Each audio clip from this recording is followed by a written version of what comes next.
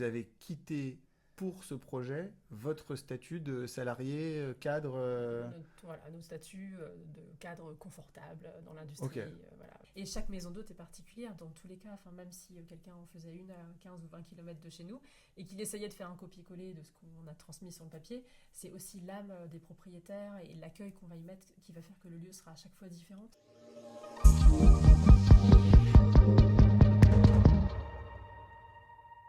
Bonjour à tous et bienvenue sur ce nouvel épisode de Out of the Box. On a eu quelques semaines là de relâchement, mais sachez qu'à partir de maintenant, vous allez avoir des sorties régulières puisqu'on a déjà plus de 5 invités qui sont au programme.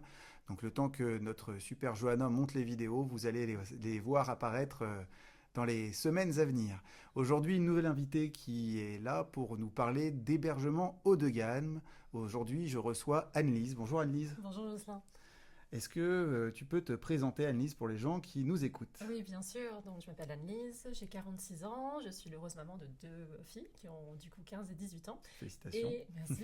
Et la propriétaire de la Villa de la Croix, donc propriétaire avec mon mari Philippe, parce qu'on est 2 à gérer cette activité. La Villa de la Croix, c'est une maison d'hôte située à Ville-Chétif, donc 10 minutes de Troyes. Une maison d'hôte qui propose 5 chambres d'hôte, un gîte, une salle de séminaire, une table d'hôte et des cours de cuisine. Voilà, tout ça. Ok, et c'est depuis combien de temps? Et donc, c'est un changement de vie, une reconversion professionnelle qui a eu lieu il y a 5 ans. On a ouvert en avril 2021. Ok, et vous veniez de la région? Alors, on est tous les deux de la région, voilà, mais on Ok. était dans l'industrie sur des postes de cadre, donc rien à voir. Rien à voir. Ok, C'est et ça. vous avez quitté pour ce projet votre statut de salarié, cadre. Nos statuts de cadre confortable dans l'industrie. Ok. Voilà, avec le... Donc, premier pas dans l'entrepreneuriat, pas Oui, d'autres projets complètement. avant? Non, on était vraiment salariés tous les deux. Et c'est notre rencontre, en fait, dans notre ancienne société, qui a déclenché le fait de vouloir travailler ensemble, de passer plus de temps ensemble. Et moi, c'est un vieux rêve que j'avais d'ouvrir une maison d'hôte que j'ai ressorti à ce moment-là, durant l'été 2020, en plein Covid, comme pas mal de personnes, on s'est remis en question. Et on a eu envie de faire un projet ensemble. Et à partir de l'été 2020, tout s'est accéléré. J'ai ressorti ce vieux rêve, on a analysé du coup le marché, ce qu'on pouvait faire, et on a trouvé cette maison qui nous convenait parfaitement. Et après, Ok. tout s'est accéléré. Et la maison en question, quand vous l'avez achetée, c'était déjà une propriété qui était exploitée en gîte? Oui, c'était une ancienne maison d'hôte qui avait Ok. arrêté du coup pendant 18 mois son activité, donc on a racheté, mais qui avait quand même déjà 5 chambres, 5 salles de bain, un gîte qui avait déjà de jolies capacités. Nous, on a développé ça et mis notre patte, créé un site internet, les réseaux sociaux. Oui, je suis allé voir, le site est très bien d'ailleurs. C'est gentil. Ouais. Donc on s'est professionnalisé parce que les anciens propriétaires faisaient plutôt ça juste de mai à septembre dans le cadre d'une seconde activité. Mais nous, on voulait que ce soit notre activité unique et principale. Donc on y a mis le paquet pour que ça se passe bien. Ouais. Ok. Voilà. Je me souviens que cette maison, je l'avais vue passer à la vente à l'époque Ok.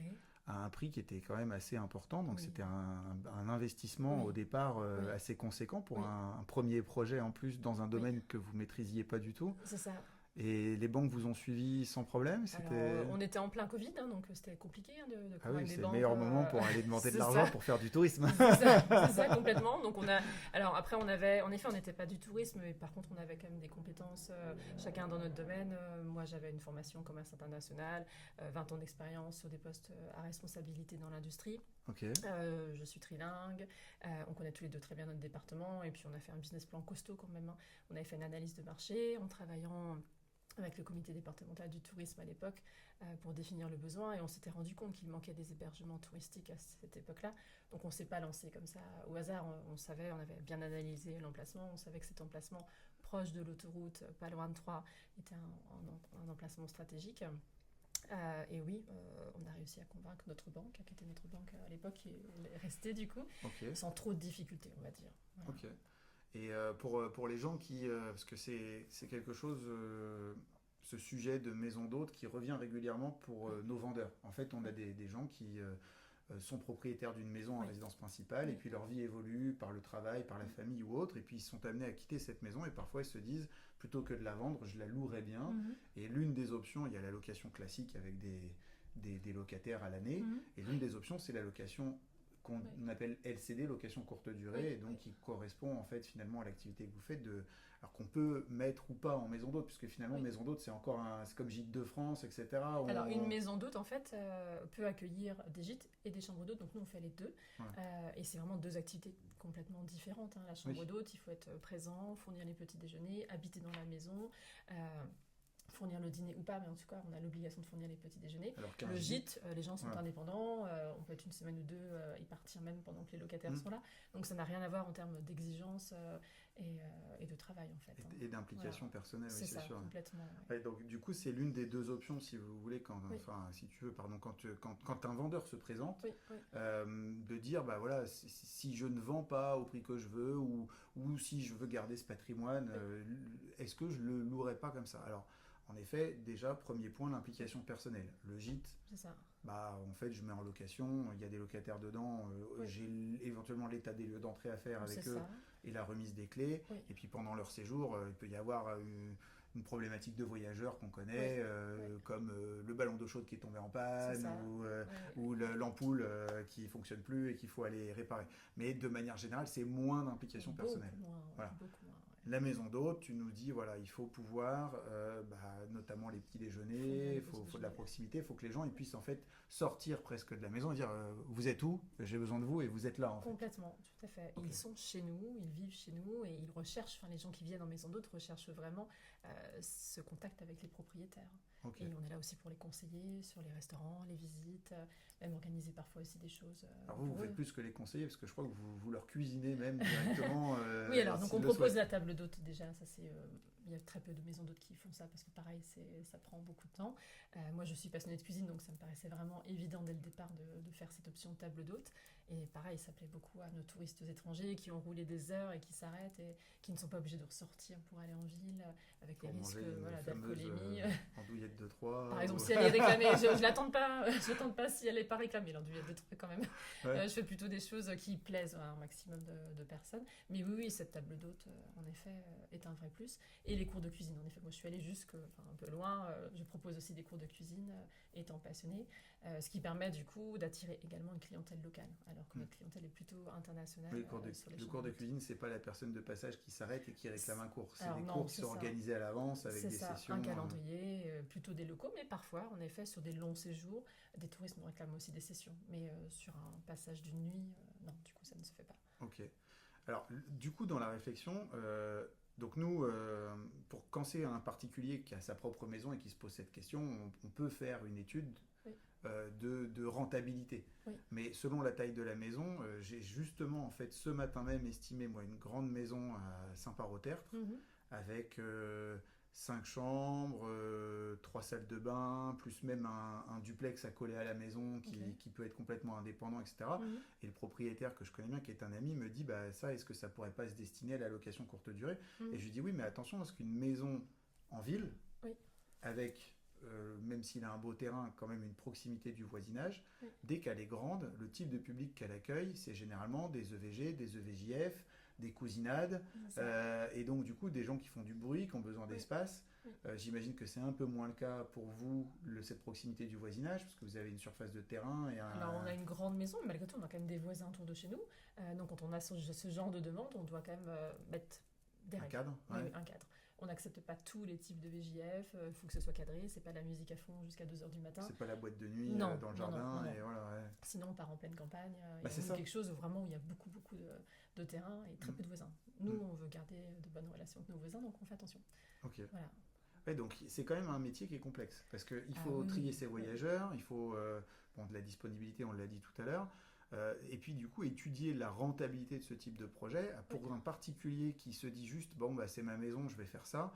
Alors nous on a une solution, puisque on en a parlé tous les deux avant que je lance le podcast. Chez Joya, donc on a l'activité de transaction immobilière, de gestion immobilière classique, et on a une conciergerie Airbnb. Donc la conciergerie Airbnb, finalement, pour la partie gîte, elle se prête bien. Le client qui nous dit moi je veux tester si cette maison elle peut être un peu rentable pour moi avant de la vendre et la conserver en patrimoine, on va lui proposer nous l'activité Airbnb, qu'on appelle Airbnb, mais en fait Airbnb, Booking, etc. Et la gérer en conciergerie, et donc envoyer des prestataires qui font le ménage, le linge, la blanchisserie et autres entre chaque résident. C'est d'ailleurs un service qu'on peut proposer si demain vous avez envie de prendre des vacances et que pendant vos vacances à tous les deux, vous voulez que votre maison elle continue d'être exploitée, enfin, la Villop pourrait continuer d'être exploitée, voilà, enfin, si jamais, voilà. Donc ça me vient là, mais bon, c'est quelque chose qui existe. Mais euh, prédire les revenus, c'est-à-dire dire, voilà, en plus enfin, parce que là on parle d'une maison d'un particulier, elle va avoir 2, 3, 4 chambres. Oui. Oui.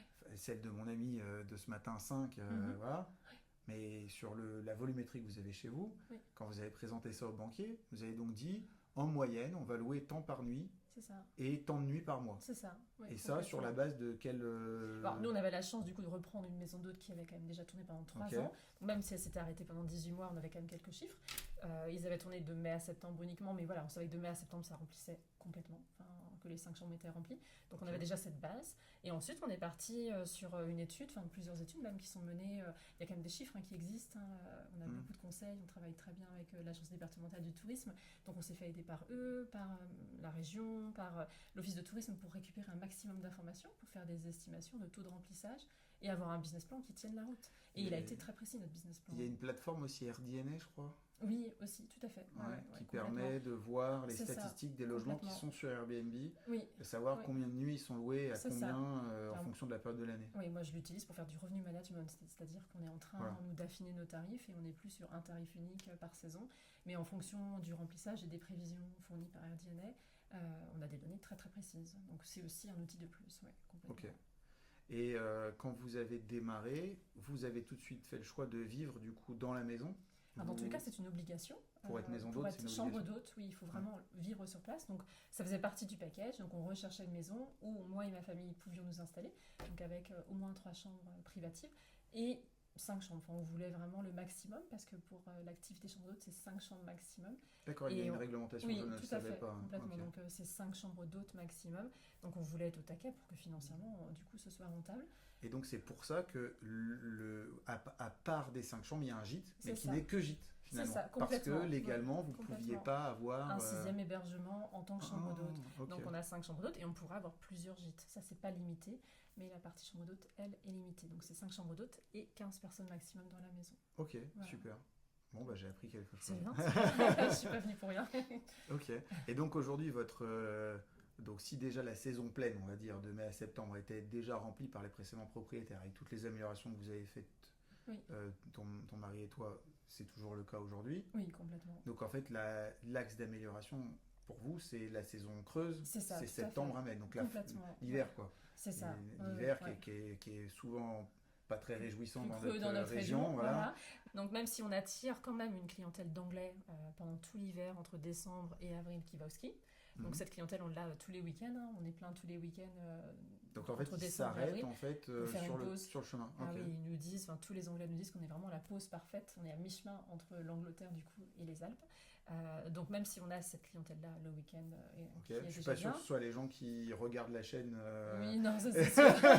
et qui entendront parler de la ville. C'est sûr. Mais par contre, donc tous les autres, on cherche à remplir, voilà, et on cherche à attirer plus de clients, soit locaux ou français, qui seraient de passage, principalement des professionnels en fait. Il y a beaucoup de commerciaux qui cherchent à s'arrêter, qui vont soit à l'hôtel, soit en chambre d'hôte. Donc on cherche à développer cette clientèle sur la partie semaine. Et puis à faire aussi des séminaires, donc des journées de formation pour des entreprises locales, ça on en fait déjà pas mal, et on cherche encore à développer cette activité. Donc vous louez notre salle du coup, notre pièce de vie qui est notre salle à manger. Okay. En tant que salle, on l'a complètement équipée avec vidéo, rétroprojecteur, il y a le wifi. Nous, moi j'ai organisé moi-même des séminaires dans ma carrière précédente, donc je sais exactement ce que les pros veulent.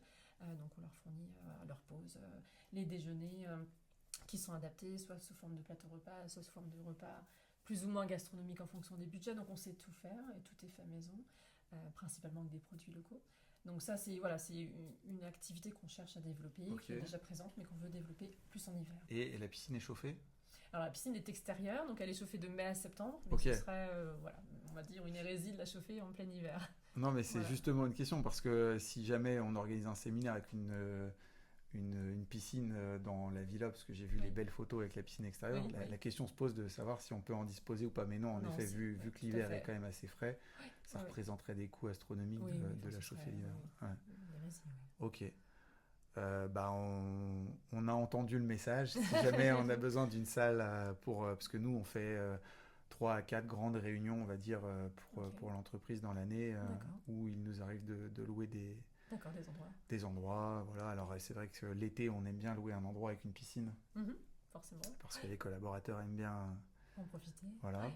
Donc, ok, les séminaires, bon, les cours de cuisine, honnêtement, vous ne me verrez pas. Pas de Parce que problème. moi, je suis une catastrophe et je pense qu'il n'y a aucun cours qui pourrait y changer quoi que ce soit. Et Pas de puis, souci. ça peut être aussi un manque de volonté. Pas de souci.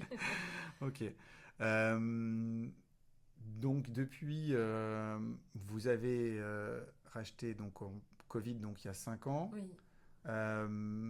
C'est quoi le projet? C'est quoi la suite? Parce que je connais des gens qui ont fait ce type de projet qui revendent derrière, puisque une fois que l'activité elle fonctionne encore mieux, bon, bah, on a des investisseurs qui du coup Oui, bien sûr, sont attirés. voilà, est-ce que c'est quelque chose qui est envisageable, Non, pas du tout? Non, pour l'instant, on continue en fait de grandir. Tous les ans, on grandit en termes de chiffres d'affaires. On est encore sur une pente qui est croissante, donc on n'a encore pas exploité toutes les capacités de cette maison.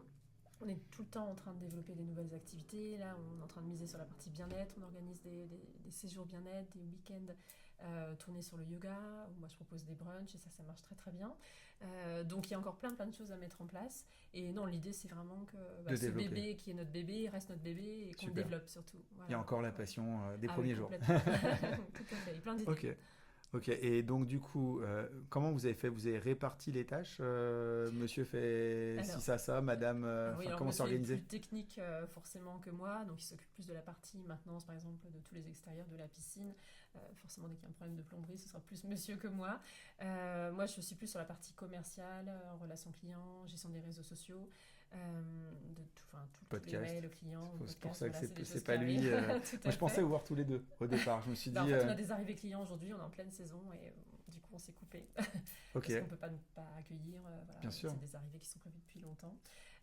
Donc, oui, moi, je suis plus sur la partie commerciale, marketing. Par contre, au quotidien, ensuite, sur le service, la cuisine, même si moi, je suis plus, on va dire, je fais plus de choses que lui. Lui est plus concentré sur les plats plutôt cuisinés. Mais il m'aide beaucoup en cuisine aussi. Le service, c'est nous deux. L'accueil des clients, c'est nous deux. Le ménage, quand il faut, c'est nous deux. Donc on est quand même très polyvalent avec certaines spécialités, on va dire. Ça, c'est quelque chose, vous avez pris un prestataire, le ménage? Alors oui, sur les grosses journées où Parce que on ça a peut 6 vite, chambres à refaire, voilà. bien sûr, on prend un prestataire. Au début, on faisait tout nous-mêmes parce qu'on démarrait, on y allait à tâtons financièrement. Là, on se fait aider à partir de 3 chambres. Voilà, Ok. c'est un peu l'objectif qu'on s'est fixé. Super. Voilà. Bon, bah, c'est intéressant. Donc, c'est quand même un vrai business, un vrai métier. Oui. Bon, vous y êtes arrivé en reconversion totale et sans bagage, mais quand même avec voilà, cette capacité à se projeter, à analyser les choses, les chiffres, etc. Donc, pour les gens qui se posent la question de demain créer une maison d'hôte ou un gîte, il y a une réflexion autour. Il y a une grosse réflexion à mener, oui. Et du coup, ça m'amène au dernier point. Je suis allé sur le site donc avant notre podcast et j'ai vu qu'il y avait une formation dédiée. Du coup, j'allais vous en parler. Nous, on a tellement galéré parce que c'est compliqué de trouver la réglementation des chambres d'hôtes. Elle n'est pas très précise en France. Et on a beaucoup galéré à récupérer un maximum d'informations parce qu'on voulait vraiment être dans les clous surtout. Qu'on s'est dit et que ça nous a donné l'idée de créer une formation qui permettrait à des personnes qui veulent ouvrir une maison d'hôte, gîte ou chambre d'hôte, de vivre en immersion chez nous pendant 3 jours. Donc la formation de base, c'est 3 jours. Les gens viennent chez nous. C'est souvent des couples jusqu'à maintenant qu'on a accueillis parce que je pense que c'est quelque chose qui doit se faire à deux. Parce que c'est quand même beaucoup de travail et gérer ça tout seul. Franchement, ce ne serait pas évident. Dur, ouais. Donc jusqu'à maintenant, c'est des couples en tout cas qu'on accueille pendant 3 jours en immersion et on partage avec eux vraiment en toute transparence tout. Donc c'est-à-dire tout le business plan qu'on a créé au début, tout notre quotidien, on leur sert notre table d'hôte, on leur montre notre gestion des stocks. Ils viennent, ils mangent, ils dorment pendant 3 jours là-bas. Ils vivent avec nous, Okay. On partage tous nos secrets, même la partie commerciale, marketing, gestion des réseaux sociaux, comment est-ce qu'on gère notre site internet, nos réservations. Et c'est quelque chose qui est plutôt instructif pour ces personnes-là. Et en tout cas, toutes celles qui sont passées entre nos mains, maintenant, ont des maisons d'hôtes qui marchent bien. C'est ce que j'allais dire, les gens créent derrière. Ça, oui, parce que en tout cas, jusqu'à maintenant, oui. 100%, souvent, le problème, c'est jamais la formation, c'est le passage à l'action. Oui. Et donc là, c'est des gens pour qui... l'instant, voilà, en tout cas, 100% des couples qui sont venus chez nous ont mené à bien leur projet. Ouais, donc ça, c'est chouette. Super. Donc voilà, au cas où si des personnes nous écoutent, on est à disposition. Pour vous former c'est ça. à la création d'une maison d'hôte. Tout à fait. Après, on a adapté aussi parce que ça nous est arrivé là dernièrement aussi d'accompagner à distance. Donc les gens ne sont pas obligés de venir passer 3 jours chez nous. On peut faire une journée en présentiel et le reste en distanciel. Ok. Donc j'ai ajusté un peu cette formation pour qu'elle soit aussi possible en distanciel. Voilà. Si c'est découpé avec des enfants, par exemple, ou C'est ce ça, genre de... avec des problématiques, Voilà. ou juste sur un point spécifique, genre je veux juste travailler sur le business plan, le reste ça va, ou le business plan est fait, je veux connaître votre opérationnel, comment vous gérez vos réseaux sociaux. Ok. Donc on s'adapte en fonction des demandes. Oui. Et c'est essentiellement une clientèle de gens qui viennent du secteur ou c'est des Pas gens... du tout. Pas du Jusqu'à tout maintenant, c'était vraiment toute la France. On a eu des gens du Nord, du Sud-Ouest, de Bretagne. Pour l'instant, j'ai Super. juste eu un couple de la région. C'était Super. Bon, Voilà. bah, comme quoi, il faut pas... Souvent, on dit, ouais, je veux pas parler de mes idées, parce que, imaginons, on me pique mes idées, Oui, oui. donc si on me pique mes idées, on me pique mon business, etc. Alors qu'au final, on Bah, s'aperçoit non. que pas du Non, tout. non, pas du tout. Et puis, je pense que on apprend en formant. Parce Oui, qu'en échangeant, les gens, ah bon, ça bien marche sûr. comme ça pour toi, mais alors moi, j'aurais plutôt fait comme ça, et pourquoi? Et Complètement. nous, on le Oui, voit oui. parce que on partage avec d'autres professionnels de l'immobilier, d'autres professionnels de la conciergerie, alors Bien certains sûr. avec lesquels ça se passe tout de suite bien, parce que justement, il y a cette Mhm. transparence, Oui, finalement, oui, et puis oui. il y en a d'autres Qui sont qui frileux. sont, bah oui, ouais, moi, et en fait, on Ouais. s'aperçoit que c'est ceux qui sont peut-être les moins à la page, parce Oui. qu'ils évoluent pas, quoi. Oui, bien Ouais, sûr. ouais. Et chaque maison d'hôte est particulière dans tous les cas. Enfin, même si quelqu'un en faisait une à 15 ou 20 km de chez nous et qu'il essayait de faire un copier-coller de ce qu'on a transmis sur le papier, c'est aussi l'âme des propriétaires et l'accueil qu'on va y mettre qui va faire que le lieu sera à chaque fois différent. C'est vrai qu'il y a Et cette particularité de la maison d'hôte ça que joue ça beaucoup. repose beaucoup Oui, sur les gens, en sur fait. vraiment les Mm. gens et sur qui on est nous en fait. Mm. En général, on dit qu'on a une clientèle qui nous ressemble. Et donc, chaque couple ou chaque personne aura une clientèle qui lui ressemblera. Donc, chaque lieu est différent. Et c'est pas parce qu'on est à 15 km d'un confrère que c'est un concurrent, au contraire. Et tu crois que ça s'applique aux agents immobiliers? Chaque agent immobilier a la clientèle qui mérite et qui Ça, lui je ne sais ressemble? pas, je connais pas assez bien le domaine pour te le dire. Je sais pas, mais Non, parce dans que tous c'est les quand même un parallèle que moi je fais quand je t'écoute, Ouais, de dire ouais. c'est qui tu es, qui t'amène les clients Oui, oui, oui. que tu mérites, Mhm. ou en tout cas qui sont attirés par ce que tu renvoies en termes Oui, oui. d'émotion, d'image. Oui. Et voilà, c'est Bah, pour dans ça les que je fais restaurants, je pense que ça marche aussi, Ça hein. marche aussi, ouais. Ouais, clairement, ouais. On va chez quelqu'un chez qui on se sent bien, en fait. Mm. Même s'il cuisine très bien, mais que c'est quelqu'un qui se comporte pas bien, bah, on n'ira pas chez lui. Donc, ouais, je pense qu'on attire des gens qui nous ressemblent. Super. Voilà. Bon, bah, c'est super intéressant. Franchement, merci pour le partage. Je t'en prie. J'espère que parmi les gens qui vont nous écouter, il y aura, bon, certes, des gens qui ont ce projet Mhm. professionnel, Oui. mais aussi de futurs clients pour la Villa de la Ouais, Croix. peut-être, on verra bien. Voilà, Ça en sera tout un cas, plaisir. on va pouvoir faire cette promotion ensemble. Avant de se quitter, j'ai pour habitude de demander aux invités Oui. s'il y a une date qui s'approche ou voilà, un événement particulier marquant sur lequel tu souhaites communiquer. Alors, je fais des cours de cuisine déjà tous les samedis, mais ça s'arrête entre juillet et août. Donc, Ok. les prochaines actualités, là maintenant, c'est plutôt sur le mois de septembre. On met en place des événements bien-être. Et donc, les dimanches 14 septembre et 21 septembre, il y aura des événements bien-être organisés à la Villa de la Croix, Mhm. avec des personnes qui vont venir pour faire du coaching en nutrition, des ateliers d'automassage au niveau du visage. Et moi, je ferai un brunch au milieu. Donc, on va être sur de la détente. Et puis après, il y aura des cours de yoga qui seront donnés également. Donc, Ok. ouais, notez le mois de septembre à la Villa de la Croix. Suivez les réseaux sociaux. Et moi, voilà, Donc je le communique 14 et le régulièrement. 21, et on va Oui. sur le site, on C'est peut ça. s'inscrire. Complètement, J'imagine oui, qu'il y a un nombre de places réservées. C'est ça, oui, oui. Enfin, Entre 12 et 15 en fonction des événements. Ah oui, donc ça peut se remplir très très vite. Ça se remplit très vite, oui, oui, tout à fait. Ok, Voilà. bon bah vous êtes au courant. C'est ça. À ne pas louper. Super. Voilà. Et ben je te remercie. Je t'en prie, Jocelyn, merci beaucoup. Et puis bah, au plaisir peut-être pour une de manifestation t'accueillir, du coup, avec, voilà. avec les entreprises. Avec grand plaisir. Au revoir. C'était Out of the Box. Je vous souhaite une bonne fin de journée et puis à bientôt sur le prochain épisode.